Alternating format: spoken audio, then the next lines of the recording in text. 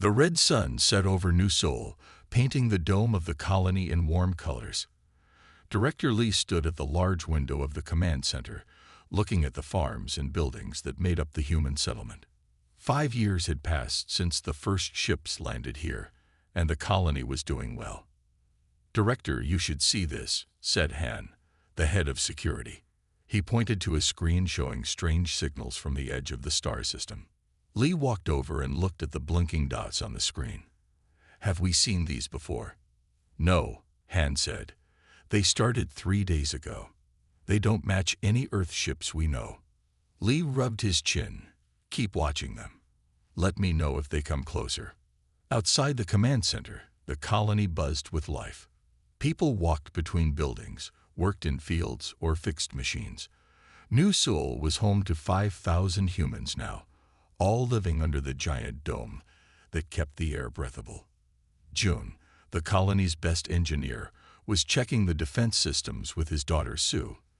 They stood in front of a large gun that pointed up at the sky. "Hand me that tool," June said, pointing to a wrench on the ground. Sue picked it up and gave it to her father. "Will we ever need to use these guns?" Sue asked. She was 19 and had been 12 when they left Earth. June tightened a bolt on the gun. "I hope not. But we must be ready." "For what?" "We haven't found any dangerous aliens yet." "That doesn't mean they aren't out there," Jum said. He stepped back and looked at his work. "There. Now it will turn faster if we need it." Sue looked up at the sky through the clear dome. The stars were coming out as night fell. "Do you miss Earth?" "Sometimes," Jun said. "But I like building something new here." In another part of the colony, Dr. Hannah checked on crops in the science lab. New Seoul grew most of its own food, using seeds brought from Earth but adapted to this world. Her assistant, Yum Min, took notes as she examined a new type of rice they were testing. "The protein content is higher," Hannah said. "This will help feed more people with less land." "The farmers will be happy," Min said with a smile. As night fully arrived, the colony's main square filled with people. Today marked 5 years since the founding of New Seoul. Tables were set up with food and drinks, and lights hung between buildings. Music played from speakers, and children ran around laughing. Director Lee stood on a small stage and raised his hands. The crowd grew quiet. "Friends and neighbors," he began. 5 years ago, we came to this distant star to build a new home for humanity. Many thought we would fail." He paused and smiled. "We did not fail. We have grown food, built homes, and started families here among the stars. Tonight, we celebrate what we have built together." The crowd cheered. People began to eat, dance, and talk. June and Sue joined a table where Han was already eating. "The defense check go well?" Han asked between bites. "Yes," Jun said. "Everything works perfectly." "Good," Han said. "Though I doubt we'll need them. We're too far from anywhere important." At the edge of the party, Minho, a teenage boy known for his hunting skills, looked up at the stars. His grandfather had taught him to hunt before they left Earth, skills he still practiced in the forests they had planted under the dome. "See anything interesting up there?" asked Jujue, a young security officer. "Just stars," Minho said. "Lots and lots of stars." As the celebration continued into the night, no one noticed the brief flash of light at the edge of the system. No one except the computer in the command center, which logged the arrival of a ship that matched no known human design. The people of New Seoul slept peacefully that night, unaware that they were being watched. The massive ship Void Talon hung in the darkness at the edge of the star system.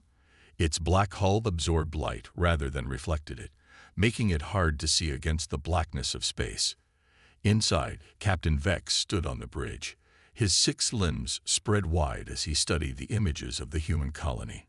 "So these are the humans," Vex said. His skin was blue-gray and hard like armor. 2 of his arms crossed over his chest, while the others operated controls. "They look soft." "They are, Captain," said his first mate, Cruel. "Our scans show minimal weapons on the colony. They will not give us much trouble. Vex clicked his jaw plates together, a sign of amusement among the Krell. How many raids does this make for us, Kroll? 37 successful attacks. Captain, no failures. And we will keep it that way. Vex zoomed in on the colony dome. Look at them, building in the open like that. No natural defenses, no real weapons. These humans must come from a gentle world indeed. The Krell were not gentle. They evolved on a harsh planet with many predators. To survive, they grew tough outer shells and multiple limbs for fighting. They became predators themselves, and when they reached space, they became pirates. The Krell raided other species for resources, technology, and sometimes slaves. What do we know about humans? Vex asked the ship's information officer, a female Krell named Drav. Drav stepped forward, her movements quick and precise. They come from a planet called Earth. They have only been in space for about 100 years. This colony is one of their furthest outposts. They have no major allies in this part of space. Perfect, Vex said. Any special abilities we should know about? They are physically weaker than us, Drav said. Their skin is soft. They have only 2 arms and 2 legs. They cannot see well in the dark. They need regular sleep. Weaklings, laughed another Krell officer. This will be easy. Do not get overconfident, Vex warned, though he too felt this would be a simple raid. Prepare the attack ships. We strike when their night is deepest. Across the ship, 30 Krell pirates prepared their weapons and armor. The Krell did not believe in guns that killed from a distance. They preferred blades and clubs, weapons they could feel in their hands. But they did use stun weapons to capture their targets. Remember, Vex told his crew as they gathered in the ship's main bay, we want their resources and their technology. Take some alive if you can. The rest. He made a cutting motion with one of his lower arms. The crew clicked their jaw plates in response, eager for the raid. Back on the bridge, Vex watched as the human colony rotated into its night phase. Most of the lights in the dome dimmed. The humans were sleeping. They make it so easy, Krul said, standing beside his captain. They'd bunch together. They sleep at the same time. They are not made for survival. Every species has its place in the galaxy, Vex said. The strong take from the weak. That is the way of things. He gave the order, and 5 smaller ships detached from the Void Talon. Each held 6 Krell warriors, armed and ready. The ships moved silently toward the human colony, using technology that made them merely invisible to basic sensors. Begin jamming their communications, Vex ordered. I don't want them calling for help. The human defense systems suddenly went silent. The colony was cut off from the outside world. On the main colony screen in the now empty command center, a warning flashed red. Unknown vessels AP proiching. But no one was there to see it. Attack, Vex ordered, and the Krell ships accelerated toward the sleeping human colony. The pirates' jaw plates clicked in anticipation of easy prey. They had no idea what waited for them. The first explosion shook the colony dome at 3:27 in the morning. Han was out of bed in seconds, grabbing his uniform and phone. The screen showed nothing. No calls were going through. Emergency protocols active, he said to himself, pulling on his boots. Years of training took over as he ran to the security office. Other security officers were already there when he arrived. What do we know? Han asked. Communications are down, said Jai, typing quickly on a computer. Power to the north side is out. We have at least 3 breaches in the dome, but the emergency seals are working. Through the window, Han saw strange ships hovering over the colony. They were dark and shaped like claws. One fired something at the power station, and more lights went out. Sound the emergency alarm, Han ordered. Get everyone to the safe zones. The alarm wailed through the colony. People began running from their homes, some still in sleek clothes. Security officers directed them toward underground bunkers built for storms or other disasters. Han grabbed his weapon and ran toward the north breach. 5 other officers followed him. They reached the edge of the colony where the dome met the ground and saw the hole that had been cut in the clear material. "Take cover," Han shouted as dark shapes moved through the breach. The aliens were tall, with 6 limbs and hard, shell-like skin. They carried strange weapons and moved with surprising speed. Han fired at the first one, but his bullet seemed to bounce off the creature's chest. "Aim for the joints," he called to his team. The next shot hit an alien where its arm connected to its body. The creature made a clicking sound and fell back. But there were too many of them. They fired stun weapons that made humans drop to the ground, unable to move. Han felt a burning pain in his shoulder as one of the shots hit him. He fell behind a building, wounded but still conscious. "Fall back," he called to the officers who could still move. "Protect the civilians." In the center of the colony, Jun woke to the sound of alarms. He shook Sue awake. "Get dressed quickly," he said. "Grab the emergency bag." Sue was up and ready in less than a minute. They could hear screams and strange noises outside. "What's happening?" she asked. "I don't know," Jun said, "but the defense systems should have activated by now." He checked his tablet. The colony defense systems were offline. Something or someone had shut them down. "We need to get to the main control room," Jun said.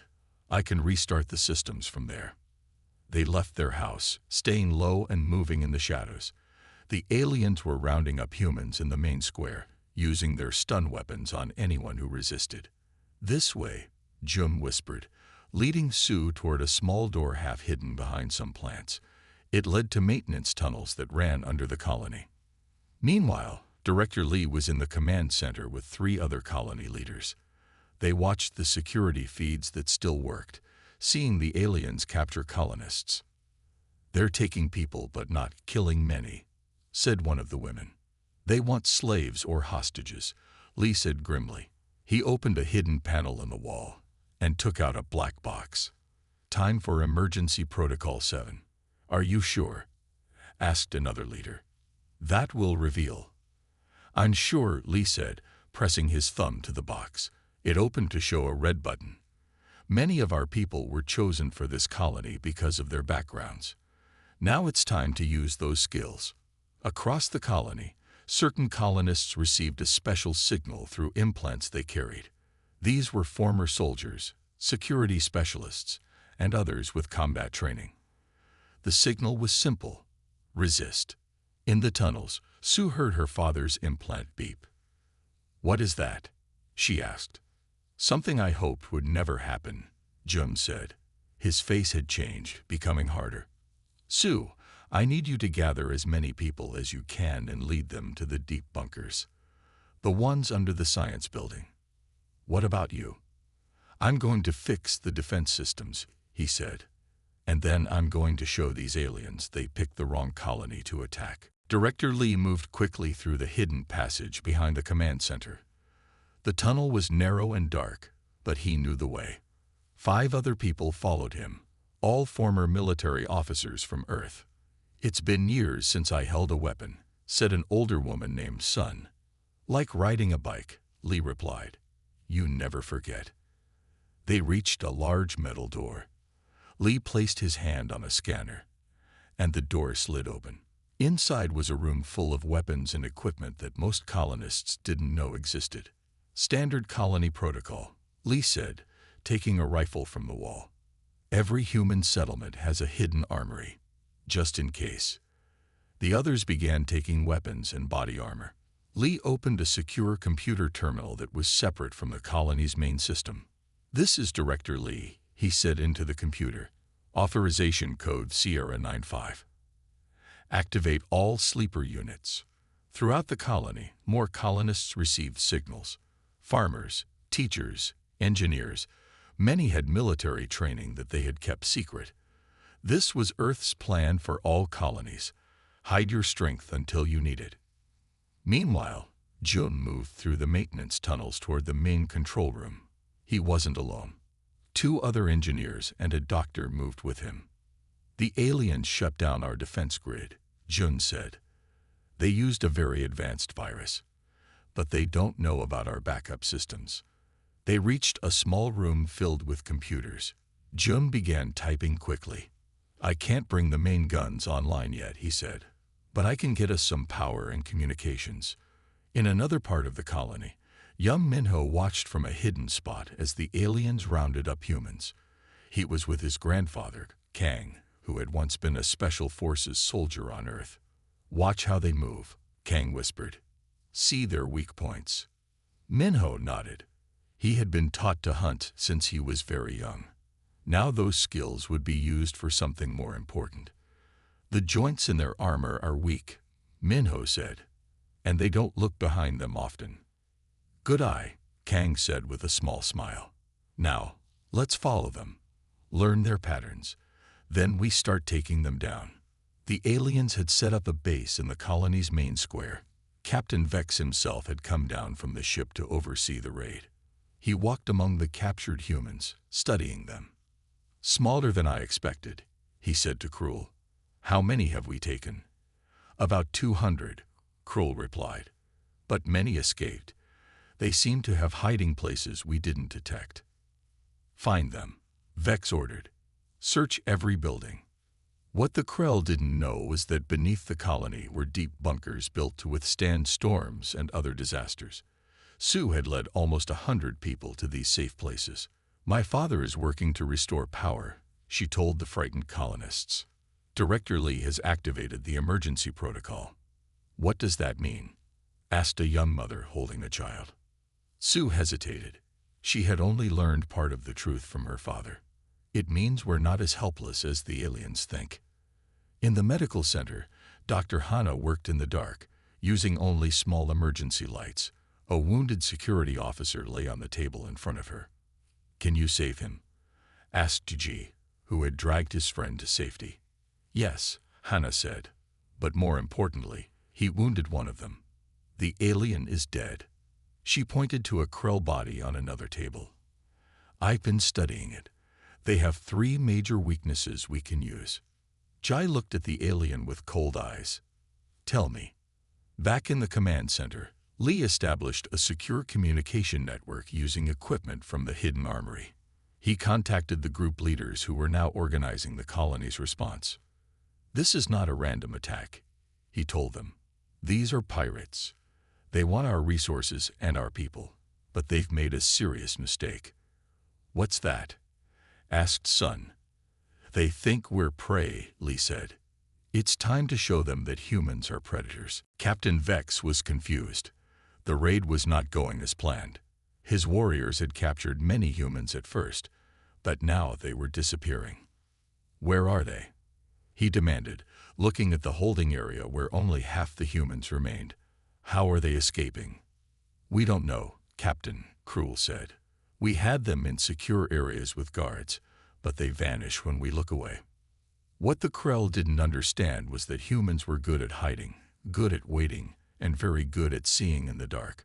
While the Krell had better armor, humans had better night vision. In the shadows behind the alien guards, a human figure moved silently. It was Ji, the young security officer. Before coming to the colony, he had been in Special Forces on Earth. He moved like water between the buildings, never making a sound. Jai reached the place where the Krell had put their equipment. He took a small device from his pocket and placed it on their powered unit. Then he slipped away before the guards turned around. 2 minutes later, the device exploded. The explosion wasn't big, but it knocked out power to the aliens' communication systems. Now they couldn't call their ship for help. What was that? Yelled Vex, his 4 arms reaching for weapons. Find who did this. Meanwhile, in the medical center, Dr. Hana was explaining what she had learned from the dead Krell to a group of colonists. Their armor is hard, but the joints are weak, she said, pointing to the alien body. And they don't see well in low light. Most importantly, they breathe through these slits on their sides. Block these, and they can't breathe. The colonists listened carefully. Some were making simple weapons from tools and parts found around the colony. Others were putting together small bombs using chemicals from the farms and labs. They think we are weak because we look different, Hannah said. They don't know that on Earth, humans are the top predators. Across the colony, Director Lee had established a secure communication network. Using hidden devices, he could now talk to all the group leaders. June, what's your status? He asked. I've restored emergency power to the north section, June replied from the control room, and I can access our defense systems in 20 minutes. Good. Sue, how many people do you have safe? About 300 in the deep bunkers. Sue's voice came through. We have food and water for days if needed. Minho, what have you learned about our visitors? They move in groups of 3, the young hunter reported. They don't look up much. The shorter ones are faster but have less armor. We've set up 10 traps already. Lee nodded, pleased with the reports. It's time for Phase 2. Start taking them out, one by one. The night wore on, and strange things began happening to the Krell raiders. A guard watching prisoners would hear a sound, turn to look, and feel something sharp hit his breathing slits. Another would walk around a corner and fall into a hidden pit with spikes at the bottom. One by one, the aliens began to disappear. We've lost contact with 6 warriors, Kroll told Captain Vex, and the humans we captured keep escaping. Vex was becoming angry and worried. This was not how raids usually went. These humans are more clever than we thought. Call in more warriors from the ship. But when Kroll tried to use the communicator, it didn't work. Something is blocking our signal, he said. At that moment, they heard screams from across the square. 3 Krell warriors were backing away from something. In the dim emergency lighting, Vex could see a human figure standing there. It was Director Lee, holding a simple metal spear. Behind him, more humans appeared from the shadows. They carried makeshift weapons and moved with confidence. They didn't look afraid anymore. What is happening? Vex asked. They are just humans. Captain, Kroll said, his voice suddenly quiet. I think we made a mistake. The humans began to advance, moving together like hunters surrounding prey. This colony is our home, Lee called out. And you are not welcome here. Minho moved through the shadows with 4 other colonists. They were all hunters back on Earth, skilled at tracking and trapping. Now they hunted something new. There, Minho whispered, pointing to 3 Krell searching a building. Remember what Dr. Hannah said. Aim for the breathing slits. The group spread out, surrounding the aliens without making a sound. Minho took a thin metal pipe from his belt. He had sharpened one end to a point.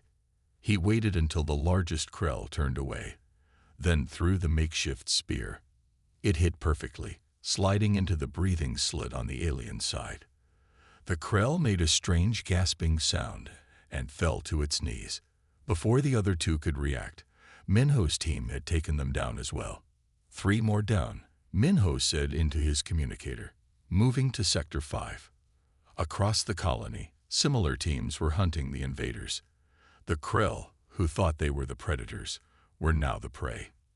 In the control room, Jun had finally broken through the alien virus. The colony's defense systems came back online one by one. Lights flickered on in some areas, catching the Krell by surprise. Defense turrets active, Jun reported to Director Lee. But I'm not turning them on yet. I have a better idea.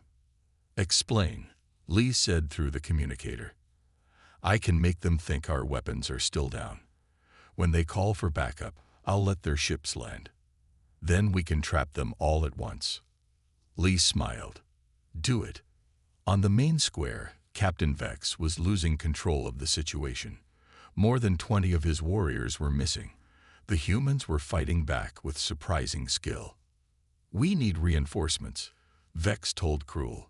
Use the emergency beacon. The emergency beacon was a simple device that didn't need the regular communication system. It sent a basic signal to the Void Talon. Send help. In the hidden bunkers, Sue was organizing a rescue mission. She had learned from other colonists that some people were still being held by the Krell. "We'll use the tunnel that connects to the storage building," she told her team of 10. "It will bring us up right behind where they're keeping our people." "What if there are guards?" asked a young woman. Sue showed her a small device. "This will help. It makes a very loud noise that hurts their hearing but not ours." Dr. Hannah figured it out by studying their ears.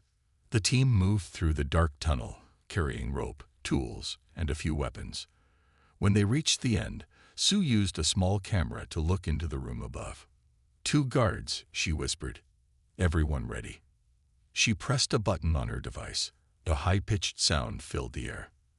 The Krell guards grabbed their heads in pain. Sue's team pushed up through the floor panel and quickly tied up the aliens.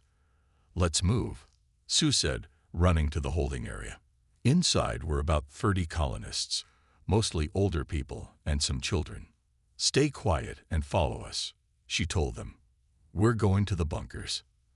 As the rescued colonists moved toward the tunnel, one of the children looked up at Sue. "Are we winning?" the little boy asked. Sue nodded. "Yes, we're winning." Back at the Krell ships, the emergency beacon had worked. 5 more ships were coming down from the Void Talon, carrying 30 more warriors. June watched them on the colony sensors. "They're landing at the north entrance," he told Lee. "Perfect," Lee replied. "All teams, move to North Sector. The main force is arriving." The human hunters changed direction, moving like shadows through their colony. They knew every corner, every hiding place. The Krell were in their home now, and humans protected their homes. Minho and his grandfather Kang reached the north entrance first. They'd watched from a hidden spot as the Krell ships landed and more aliens stepped out. "They think they're coming to help their friends," Kang said quietly. "They don't know they're walking into a trap." Minho nodded, his young face serious in the dim light. "Let's show them what happens when you attack humans." "All teams in position," Director Lee said into his communicator. He stood on a roof overlooking the north entrance where the new Krell ships had landed. Around him, 20 colonists waited with weapons ready. "Defense systems standing by," Jun replied from the control room. "Ready on your command." The new Krell warriors moved into the colony, weapons drawn. They expected to find their comrades in control, with humans captured or hiding. Instead, they found empty streets and silence. "Where is everyone?" asked the lead Krell warrior. Then a single light turned on in the center of the main square. Standing there was Director Lee alone. "Welcome to New Seoul," he called out to the confused aliens. "You've made a terrible mistake coming here." The Krell leader laughed, a clicking sound that echoed in the quiet night. "One human against 30 warriors. The mistake is yours." Lee smiled. "I'm not alone." He pressed a button on his wrist device. Suddenly, lights came on all around the square. On every roof, in every doorway, behind every vehicle stood humans with weapons pointed at the Krell. "Now, June," Lee shouted. The colony's defense turrets rose from hidden positions in the ground and walls. They weren't just for show after all. Each one locked onto a Krell ship. "Fire," Jun said calmly, pressing a button. The turrets fired as one. Explosions lit up the night as all 5 Krell ships were destroyed at once. The aliens had no way to escape now. Captain Vex watched in horror from the far side of the colony. "Impossible," he whispered. "They were supposed to be simple farmers." "What do we do now?" Cruel asked, fear in his voice for the first time. Before Vex could answer, the wall behind them exploded. A small team of humans burst through, led by Han. Though wounded earlier, the security chief was back in action. "Surrender now," Han told them, "or we will treat you like the predators you are." On the other side of the colony, Jun had left the control room. With the defense systems working again, it was time for the next phase of their plan. He led a team of 6 colonists toward the edge of the dome. "Our goal is to reach their main ship," he told his team. "According to our scans, most of their warriors are down here now. The ship will have minimal crew. The team carried special equipment, space suits modified with weapons and tools. They had planned for this day, though they hoped it would never come. Once we control their ship, we control everything, Jun said. In the main square, the trapped Krell fought hard, but they were surrounded. Humans fired from all sides, aiming for the weak points Dr. Hana had identified. Some Krell fell quickly. Others managed to reach cover. "They're good fighters," Minho said to his grandfather as they fired from behind a thick wall. "Yes," Kang agreed, "but we're fighting for our home. That makes us stronger." Director Lee moved through the battle, coordinating the teams through his communicator. The colonists worked together perfectly, covering each other and moving in practiced formations. Many had trained together on Earth before coming to New Sol. "They're retreating toward the east gate," Lee reported. "Son, take your team and cut them off." The Krell were used to being feared. They were used to their victims running and hiding. They had never faced prey that fought back so fiercely, so intelligently. In the command center, Sue watched the battle on the screens. She had stayed behind to coordinate the evacuation of civilians to safe areas. "The last group is secure," she reported to her father. "All non-combatants are in the bunkers." "Good," Jun replied, his voice coming through with static. He was already outside the dome, moving toward the Krell's main ship. "Stay safe. This will be over soon." Captain Vex fought his way back to the square, trying to reach his remaining warriors. He had never lost a raid before. He couldn't understand how these humans, who looked so soft and weak, could fight like this. As he turned a corner, he came face to face with Director Lee. "You?" Vex hissed. "What are you people?" Lee's face was calm but dangerous. "We are human, and you picked the wrong species to hunt." 3 days after the attack, the colony of New Sol was quiet again. Workers fixed the holes in the dome. Engineers repaired the damaged buildings. In the main square, where the fiercest fighting had happened, people planted new flowers to cover the scars of battle. In the command center, Director Lee sat across from Captain Vex. The Krell leader was not tied up, but guards stood nearby. 15 other Krell had survived the battle and were being held in a secure area. "You fought well," Lee said, "but you made one big mistake." "What was that?" Vex asked, his voice low. "You thought we were prey animals," Lee said. "On our home planet, humans are the top predators. We evolved to hunt, to fight, to win." Vex looked down at his 4 hands. "We did not know. In all our raids, we never met creatures like you." "Now you have," Lee said. He pushed a tablet toward Vex. On the screen was a map of the star systems near the colony. "How many other species have you raided?" After a moment, Vex pointed to 7 different stars. These systems, some had young species just starting space travel. Others were trading outposts. Lee nodded. "Thank you for this information." In another room, Dr. Hana was studying the Krell technology with Jun. They had learned much from the captured ships and equipment. "Their weapons are advanced," Jun said, "but their computer security is weak. That's how I was able to take control of their main ship." Jun's mission had been a complete success. He and his team had reached the Void Talon and captured it with surprisingly little resistance. Most of the crew had been sent down to the colony, leaving only a few engineers aboard. Outside in the colony gardens, Sue sat with Minho. The young hunter had fought bravely during the battle, helping to capture many Krell. "Will they come back?" Sue asked. "The pirates, I mean." Minho shook his head. "I don't think so. Not after what happened to them here." "What will happen to the ones we captured?" "Director Lee says we'll keep them until an Earth ship arrives," Minho said. "Then they'll be taken back to Earth for questioning. The Earth government wants to learn more about the other species out here." In the security office, Han and Jay were reviewing the battle recordings. They wanted to learn from the experience, to be better prepared if another attack ever came. "We should have detected them sooner," Han said. "We need better long-range sensors." "Already working on it," Jai replied.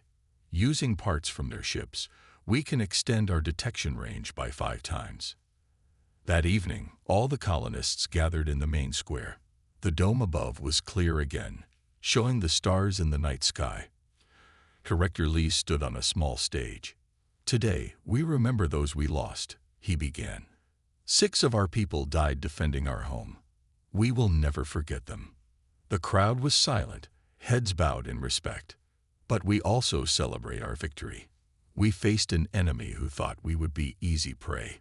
We showed them that humans are not to be underestimated. The crowd cheered at this. Children sat on their parents' shoulders, waving small flags with the colony symbol. Later that night, in a private room, Director Lee allowed Captain Vex to send one message to his people. The message would be carried by a small probe, sent toward Krell space. "What did you tell them?" Lee asked after the message was sent. "The truth," Vex said. "That we attacked a human colony and were defeated.